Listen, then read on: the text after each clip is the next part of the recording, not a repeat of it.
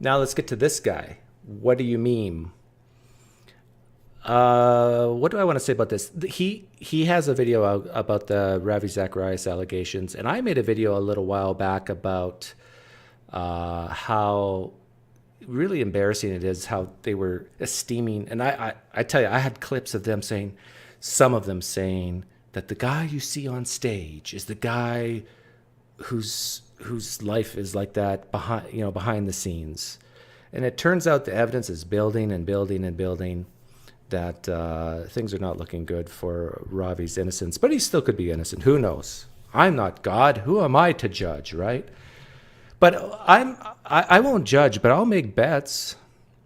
If there's any Christians who really don't like people talking about Ravi's life now that he's dead and that there's just no evidence and so forth, how's this for a bet? I'll take any Christian takers here. What, $100? $100 says that within the next 5 years, Ravi Zacharias Ministries will change its name and take the word Ravi out of it. Who wants to take me up on that bet? Any Christians? Let me know if you're interested. $100 within 5 years. I could even make it shorter than that, but within five. Should I make it shorter? 3 years? How long does investigations usually take? It could even be 1 year. But let's to be safe, 5 years, Ravi's name will be taken off the ministry title. I think that's a pretty safe bet. Now, if Ravi is indeed innocent, and if there's like the evidence is just totally fluff, and if Ravi's character and everything is still intact, why in the world would they take Ravi's name off? No, you should make that bet with me. Stop talking to me about this thing. Just bet me. That's all you have to do. There's too much talk in this world, not enough betting. We got to have fun. Betting's fun. Let's make life more like Vegas. Red or black. There, you can tell what type of thinker I am. Okay, so I'm going to watch this. I've watched this before, but very quickly. I'm not exactly sure if I remember everything he said, but I do remember I had some points I want to make. And also, oh, yeah. It's surprising. If you go to What Do You Meme's YouTube channel and you look at the comments, I saw a few people talk about the devil and Satan, how this is his machinations. This is his doing. The devil is trying to destroy Ravi's reputation. It amazes me how much Christians will attribute Satan to all this negative stuff. What do you mean? Do you condone this? John's his real name, right? Jon McCray? Do you resonate with this with your subscribers? A lot of them just believe this is the work of the devil. Or is this just people being people? I don't know. There we go. Rise situation has been heating up lately, and new allegations have continued to surface since his death a few months ago. Now, if you don't know who Ravi was, he was the founder of RZIM, which is, as far as I know, the largest Christian apologetic ministry in the world, and they have some extremely gifted speakers worldwide. Is that true? Is Ravi the biggest in the world? One of the biggest? Like Billy Graham still, like his son still has a thing, and who else is there?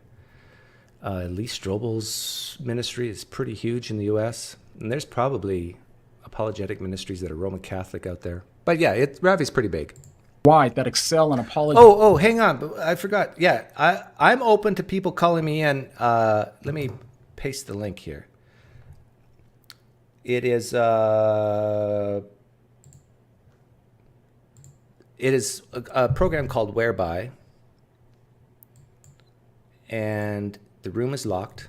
If you have a computer, if you use your phone, I think you have to download the app, but it takes like less than 30 seconds, I think. And I will give you 5 minutes if you want to ask me anything, or you want me to ask you stuff, and preferences to Christians, Muslims, Mormons, whatever. So the link's in the description. Maybe if Reed wants to, he can paste that every 10 minutes or something like that. Okay, let's get back to What Do You Meme? Apologetics and international evangelism. Sadly, Ravi passed away earlier this year, and you might recall a video that I put together in honor of him a few months back as well. Now, despite Ravi's amazing contributions to the Christian faith, there's been some controversy going on with him that started a few years ago before his death and have been continuing ever since his death. To give Does he talk a about really brief rundown, back in 2017, Ravi was accused of exaggerating his academic credentials by referring to himself as doctor, even though he didn't have a PhD qualification. And in response to that, it was said that in his homeland in India, honorific titles are customary and they're used frequently out of respect for elders. Yeah, that's a great excuse. Anybody who knows Ravi Zacharias' personal testimony knows that he committed suicide. And one of the reasons he gives that he attempted to commit suicide was that he felt that he was no good compared to his brothers and sisters. I think I'm telling the truth here. I think that's what he says, that he felt insignificant, that he didn't meet up to the standards of his family, and education was such a huge thing. Ravi Zacharias has, in my opinion, been a little child most of his life, needing to be loved, needing to be respected. Everybody needs to be loved and respected, but he really needed that. And so I think it's reasonable to say that he exaggerated his credentials because he just, please people, respect me. Now, around that same time, Ravi was accused of being involved in an illicit online sexual relationship with a woman in Canada. According to Ravi, yes, he was, it was 2016, 2017. The story goes that she sent him nude photos, and he said, "Stop, stop." But she kept sending him nude photos. And he blocked her, but she still sent him nude photos. And apparently this woman was abused when she was a child or growing up, and Ravi knew that and maybe counseled her. I don't know, but it was aware of it, and purposely chose a woman who was vulnerable. And her side of the story would be that he asked for these nude photos. And by the way, this is that woman. This is all. This is from Muslim by Choice. He's been compiling a lot of stuff, and you can listen for yourself. Her story. Well, she actually she's signed a non-disclosure agreement, and so she can't say anything about it. So in this video, she basically talks about victims of abuse and so forth, and if people find themselves, she gives where they can get help and resources. But if you listen to her, she seems like a credible witness. And there's other credible witnesses that Ravi owned a spa. See, remember, Ravi Zacharias is on record as saying that he has been married for so many years and he's never been alone with a woman and during the time that he's been married. But yet he owned a spa, and he went to that spa to get massages because he had a bad back. Now the question is, Christians, do you think at least once he got a massage from a woman alone in a room?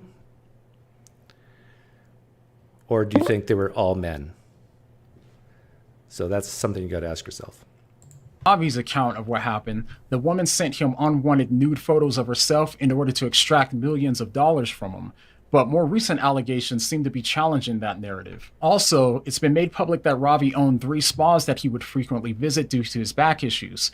However, since his death, more recent allegations claim that Ravi had made multiple unwanted sexual advances on multiple female employees who worked at the spas. Now, this video is not about whether or not he's guilty. I simply don't know if he's guilty or not. I know that there is an investigation pending, and he isn't here any longer to defend himself or to give his side of the story.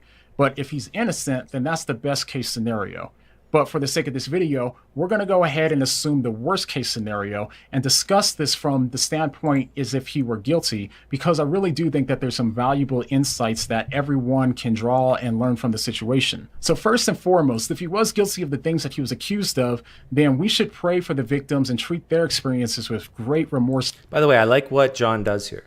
He's assuming the worst case scenario. This is what I typically do. That way you're not disappointed when bad things happen. Always expect the worst and hope for the best. And he's going from there. So that's a great strategy. And sadness. We can't and we shouldn't brush them aside simply because we liked Ravi or... By the way, someone did enter my room So hang on, Stephen. I'm not sure if I know you, but let me finish up this at least a few more minutes. Because he was one of us. If he was wrong, period. Secondly, I didn't know Ravi personally, but if you were to ask me if it was possible that Ravi could have done these things, I would say, of course he could have. Not knowing Ravi, I still know that Ravi was a sinner just like the rest of us. Our culture idolizes people today, and that means that people will idolize people who have larger platforms. And it's almost not. Yeah, I agree with John here. In fact, this is a huge problem. Stop loving people so much and stop hating people so much. It's like, except for me, of course. You can hate me all you want or love me all you want. Doesn't make a difference. I'm dead inside. But it's like, imagine this distribution curve of love and hate and try to avoid the edges as much as possible. People are fallible. People are not that great, nor are most people not that bad. Of course, there's true that some people are really lovable and some people are really hateable, but most people are somewhere in the middle. Natural for is they elevate people to places that they simply don't belong and make them icons simply because of their popularity. The same is true in Christian circles. Just because people like Ravi and the rest of us in ministry have Christian platforms, that doesn't make us superhuman or resistant to temptation and sin. In fact, if anything, it might be more of a challenge for us not to fall because of... Yeah, I know where this is going. Yeah. I have something important to say here. The spiritual dimension that Christian leaders are in. The enemy knows that if Christian pastors and teachers get... Oh, see, this is what I said earlier on. Remember, I said there's so many people in the comment section of What Do You Meme's channel talking about how this is the work of Satan and the devil. I think even John believes this. Listen to what I backed it up 5 seconds and see if he says it. The spiritual dimension that Christian leaders are in. The enemy knows that if Christian pastors... The enemy. It's like... No. This just can't be a natural desire for coitus that most humans experience. No. This is, especially if you're a pastor, preacher, evangelist, apologist, the enemy, Satan, is going to lure you. This is why I keep saying I work for Satan. My job, I'm under the power of Satan. I want you guys to become numb to this. It's like, this is ridiculous talk when you start blaming Satan for these things. Like, and really, I'm going to try to resonate with you guys here. You guys meaning you apologists, the apologetic empire. You guys are all for personal responsibility, right? Yes, I got confirmation they are. Well, then stop blaming Satan for these temptations and so forth, and maybe just blame yourself. In fact, you can even say, yes, Satan's real, and maybe maybe Satan does tempt you and entice you with all these things. But let's assume the worst case scenario, and that it's all you. It's all your fault. Let's give Satan a break. Let's assume the worst case scenario that the problem is you, that you're enticing yourself, you're tempting yourself. Can I get an amen from the apologetic empire? Teachers get caught in some sort of awful sin, then as a result, there will be Christian onlookers who start to question their faith, or the on-the-fence non-Christian onlookers. They'll start hearing about these types of things, and some of them will decide that they don't want anything else to do with Christianity. But what most people seem to forget is that the Bible also shows us this potential, and this is why we ultimately shouldn't place fallen humans at the center of our faith. We shouldn't put fallen humans in the center of our faith. Okay. People drift away from the faith because a Christian leader stumbles. They should remind themselves of all of the great Christian leaders in the Bible who also stumbled and committed some horrible sins. I mean, think about David or Solomon or Moses or... Yeah, David was a murderer and an adulterer. Paul and so on. Paul, I don't think he murdered anybody, but he was a persecutor big time. Maybe he did murder some people. They all had their issues with falling. So it would be dumb of us to think that people like you and me are incapable of falling as well. As the saying goes... Yeah, even that phrase, we're capable of falling. Well, if you just mean make mistakes, some small and some huge, yeah, humans make mistakes. But the way apologists are talking about it, it's like falling from grace, it's the spiritual warfare. It's like falling on a spiritual level.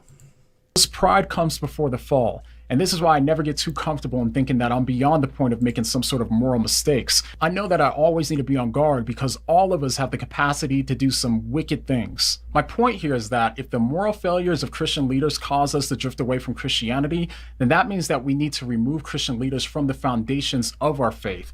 And this is why I'm making this bet. If you came late, the bet on the table is this. I don't want to hear talking about how bad people are for talking about Ravi after he's dead and all this.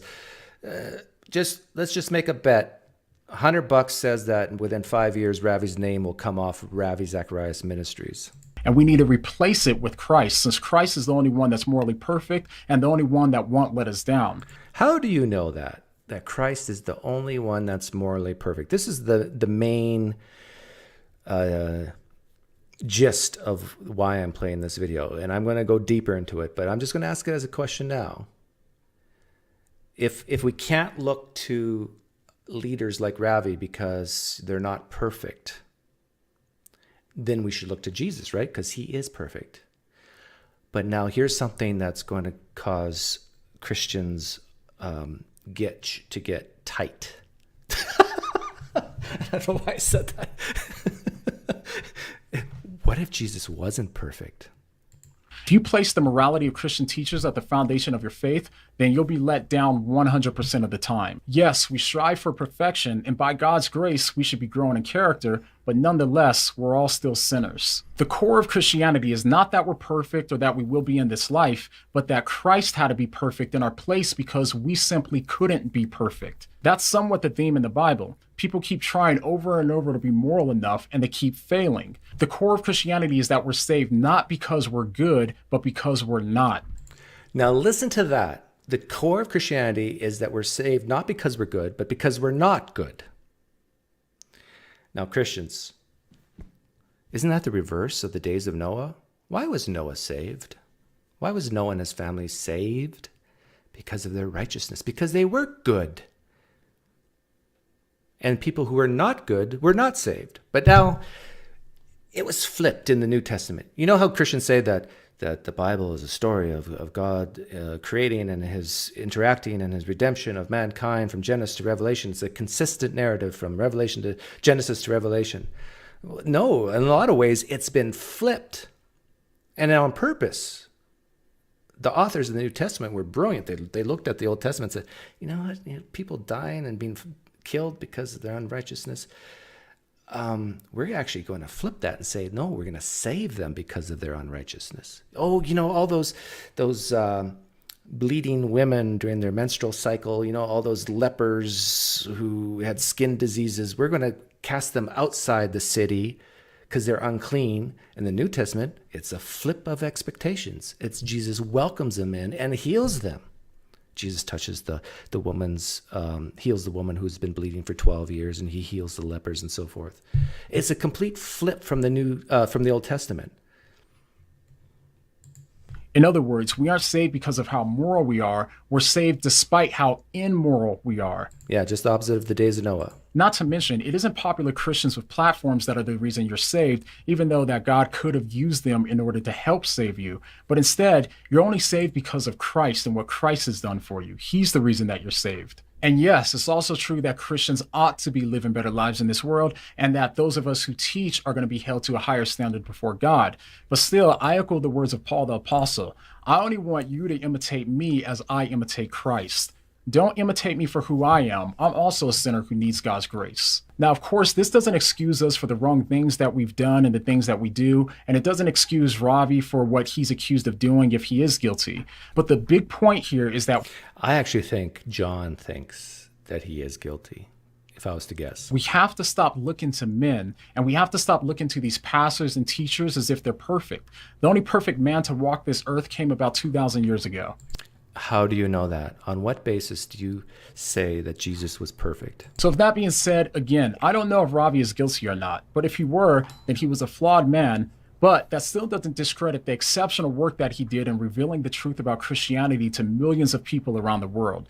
If Christianity is true, which of course I believe it is, then it doesn't simply become untrue simply because Ravi committed those sins. I agree with this. I totally agree that Ravi's, what he does in his private life has nothing to do with whether or not Christianity is true.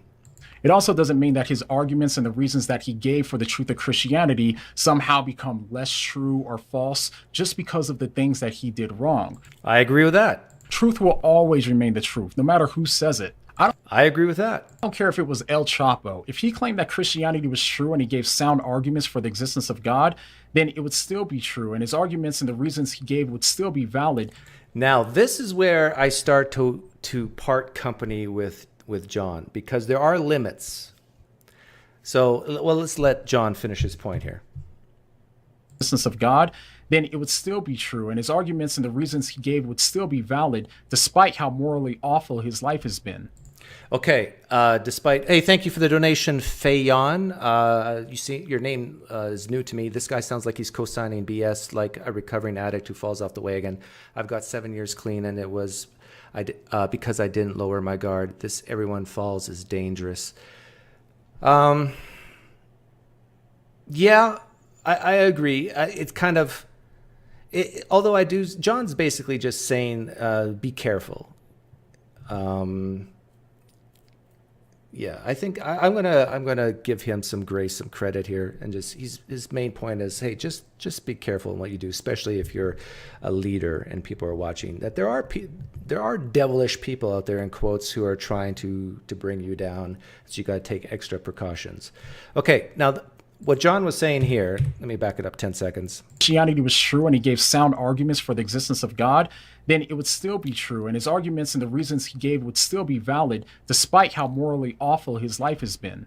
Okay, what Jon's saying here is I don't care if you have like drug lords who are saying the truth. It doesn't matter how bad they are. If it's true, it's true. But you think about Christians when they attack Mormonism. What do they usually go to? They usually say something like, well, just look at Joseph Smith's life. He was a con man, and he had all these wives, and he blah, blah, blah, blah, blah. He was a man of bad moral character. You notice they don't, at least not all of them, or a lot of them don't attack the actual claim and doubt that, oh, okay, Joseph Smith claims that Jesus Christ appeared to him just like Jesus Christ appeared to Paul. They don't really go that route, at least not all the time, because it's just eyewitness testimony, right? Here we got Paul saying Jesus appeared to him. Here we got Joseph Smith saying that Jesus appeared to him. No, what their go-to usually is that Joseph Smith had terrible moral character. Okay, now here's the thing. What if Paul's moral character was just as bad as Joseph Smith's? What if the authors of Matthew, Mark, Luke, and John, what if they were like El Chapo or Joseph Smith? Behind the scenes. We have the canon, we have the text, but what's not written down, their lives were just as filthy morally as a drug lord or a Joseph Smith.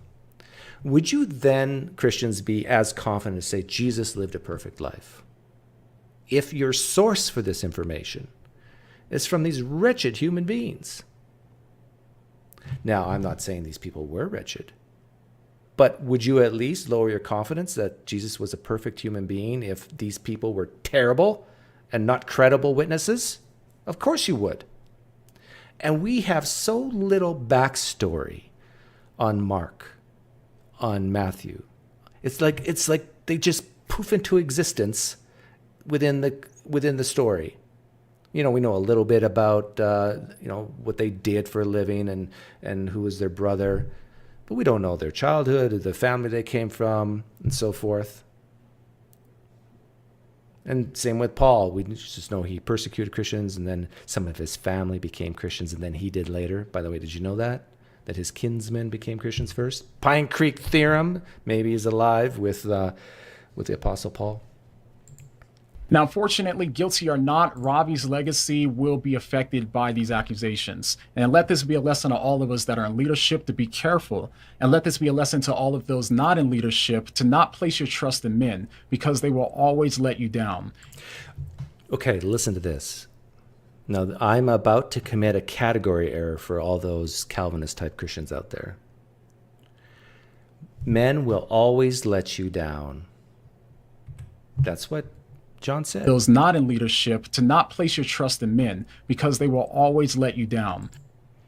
Will Matthew always let you down? Luke, John, Mark, the Apostle Paul? Will they always let you down when they were writing, composing the texts of the New Testament? Or do you stop there and say, no, they won't let you down there? Everything they said there is true. They're not going to let you down there.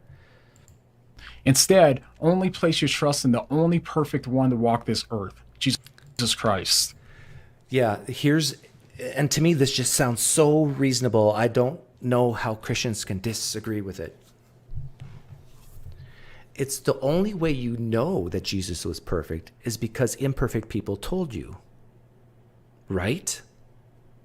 Am I wrong? The only way you know or believe, I shouldn't use the word know, the only reason you believe that Jesus Christ was perfect is because some imperfect people told you so, namely the authors of the New Testament. What if they were wrong about that? Maybe they had motive to be wrong about that and to tell you that he was perfect and maybe he wasn't. I got some donations here. Thank you for the donation, Tony D. Sup, Dougie, Doug, Duke. Not too much. And Brother John, thank you for the donation as well. Snippets of a 3-year period out of 33 years of life. How could you say Jesus was sinless, flawless, perfect? With what evidence? Good point. We have so little about the life of Jesus. Here's the thing, and I put this on Twitter. I dare a Christian to disagree with me. We have more evidence. Are you Christian? If you're a Christian, get really close to the screen right now. Really close. I want you to listen carefully. We have more evidence for the life and ministry of Ravi Zacharias than what we have for Jesus. I dare any Christian to disagree with me on that. We have way more evidence for the life and ministry of Ravi Zacharias than we do for Jesus. So many people thought, and let's say, like I'm following John's lead. Don't blame me. I'm following Jon McCray's lead. He's saying, let's assume Ravi's guilty. Okay? Since we have more evidence for the life and ministry of Ravi Zacharias, and yet he's guilty of these great moral sins, what does that say about Jesus, where we have even less evidence for his life and ministry? Couldn't it be that Jesus had these moral sins as well? No, Doug, he's God. Maybe he isn't. No, but it says in the text that he is and that he was perfect. Well, the authors told you this, but they're not perfect, right? No, but God intervened to make sure that what they wrote was perfect. How do you know that? How do you know this, that there's a God that exists out there, number one, and number two, that if he does exist, that he even cares about the Bible and what these men wrote? He seems like he didn't stop Islam from forming. It seems like this God didn't stop Mormonism from forming. It seems like this God didn't stop Hinduism from forming. Maybe this God does exist, but he didn't stop Christianity from forming. We have way less evidence for the life and ministry of Jesus compared to Ravi, and yet all these people believe that Ravi, although not perfect, was a good man of God with moral character, and that taking Jon McCray's stance here, let's for now, let's assume he's wrong, he's guilty. Man, were you guys duped based on all that evidence? Years and years of ministry, all that evidence, you were duped. He was living one life on stage and another life behind the stage.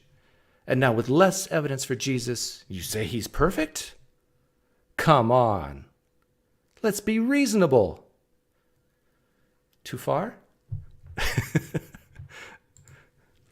Both Ravi Zacharias and Nabil Qureshi were advocates against the teachings of Islam, and both have since passed away. And in wake of this, some Muslims have claimed that they were cursed by Allah. Now, is that so? Well, go ahead and click on this video to see why they're mistaken. And the next time that you find yourself placing far too much trust in finite men, what are you going to say? What do you mean? Yeah, the next time you find yourself placing far too much trust in men, are you placing far too much trust? John, are you listening? Jon McCray, pay attention. Sorry, that's rude. John, please, please, please listen to me for just 1 second. Are you putting far too much trust in Paul, Matthew, Mark, Luke, and John? They are imperfect men who are making claims. They might not even be historical claims. They could be part of a narrative for a greater good, a moral story. Are you putting too much trust in fallible men, namely the authors of the Gospels, to say that Jesus was perfect? Something to consider.